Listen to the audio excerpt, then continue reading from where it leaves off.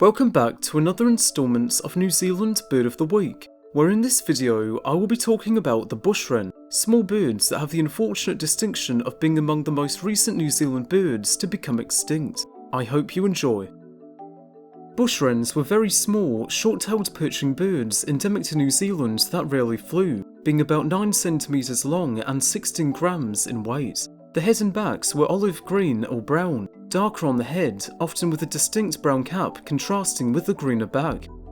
A white eyebrow stripe was usually prominent, although reduced or absent in some Stewart Island birds, with these birds being more variable in plumage, ranging from green to brown on their backs. The underparts were slight grey, contrasting with the pale chin and dull yellow on the flanks, with females being browner overall than the males. Bush wrens were one of the 7 recent species in the New Zealand wren family Acanthisittidae, being one of the most basal branches within the Passeriformes, the largest order of birds. One such unique feature that I've yet to mention on the group, not covered in other videos like the rock, lyles, long-billed wren and rifleman, is that birds, likely including the bush wren, shed the skin on their legs during the post-breeding molt, with long loops of dead skin going down their legs being observed, similar to how more basal reptiles do. There were 3 subspecies of bush wren that inhabited New Zealand, one for the North, South and Stewart Islands, with Stewart Island birds being more variable in plumage as mentioned, and with North Island birds being reported to have a slate blue on the sides of their necks and chest, as well as brighter yellow flanks, with all forms having long legs and toes. When compared to others in their family, bush wrens were larger and darker than riflemen, with much longer legs as well as having straighter bills. Due to them being in the same genus as the rock wren being Xenocus, they are much more similar, although rock wrens are paler underneath, without a contrast between the chin and breast. The cap of the rock wrens usually contrasts less with the browner back plumage, also having paler tips to the secondary feathers. They were also observed to bob when otherwise stationary or when landing, either being the whole body or just their head. Bush wrens ate small moths, flies, beetles and insect larvae, which would have been collected by gleaning and probing crevices and running across the branches of trees, different from still-living riflemen which share a similar niche, which instead feed mainly on trunks. They inhabited both dense, mountainous forest and coastal forest, spending much of their time on the ground, even entering petrel burrows. Their movements were restless, with their flights being short and direct, being noted to fluster a few yards, a fact that has led some to think that they were indeed flightless.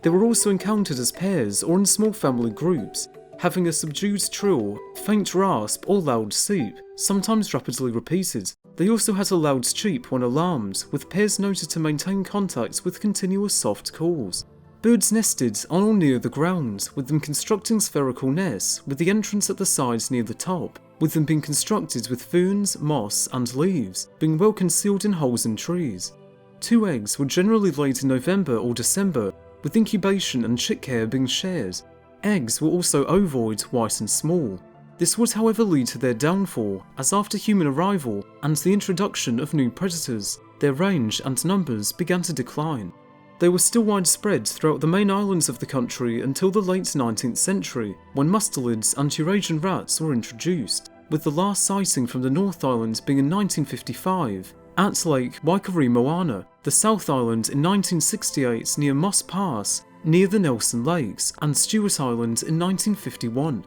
The Stewart Island subspecies, also known as the Stewart Island or Steed's bush wren, managed to hang on a few muttonbird islands off the south coast of Stewart Island, with Herbert Guthrie Smith, a New Zealand conservationist, observing the wrens there in 1913, watching with pleasure as they moved through the darkling underscrub like a forest gnome, like a woodland brownie, and reporting that the conversational calls sounded like the noise of a small wristwatch in the process of winding. Birds managed to survive on predator-free Big South Cape, Solomon and Pukaweka Islands, although tragedy struck in 1964 when black rats came ashore on Big South Cape, after a shipwreck near the island, with them swimming ashore and causing all kinds of havoc, wiping them out of the latter 2 islands. The New Zealand Wildlife Service of the time attempted to save the species by relocating all the birds they could capture, among them being pioneering conservationist Don Merton, with 6 birds being captured and translocated from the island and then transferred to Kaimohu Island. However, it was too little too late, as the relocated birds did not breed, and the last official sighting of the birds was in 1972. Along with the bush wren, 2 other species which were surviving on Big South Cape, the South Island snipe and the greater short-tailed bat were exterminated during the rat invasion, and while there have been suspicions of the latter surviving elsewhere, these conclusions have not yet proven to be valid, and overall resulted in the worst ecological disaster in modern times in the country.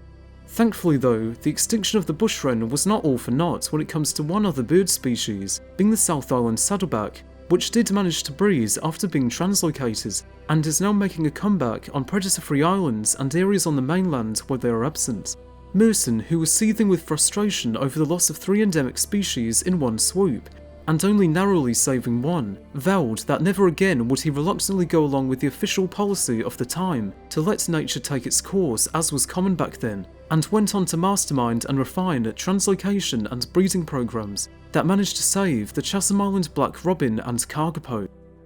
Since the failure of the translocation of the bush wren, the process, while failing, did inspire more proactive conservation attempts, with over 50 species of birds since the 1960s having been translocated successfully, and hopefully extinctions like the bush wren are a thing of our past. And with that, I thank you for watching this instalment of New Zealand Bird of the Week. For next time, you are now able to vote for the Chatham Island fernbird, the island's equivalent of the birds on the mainland that unfortunately became extinct. And with that, I'll see you next time, whenever that may be.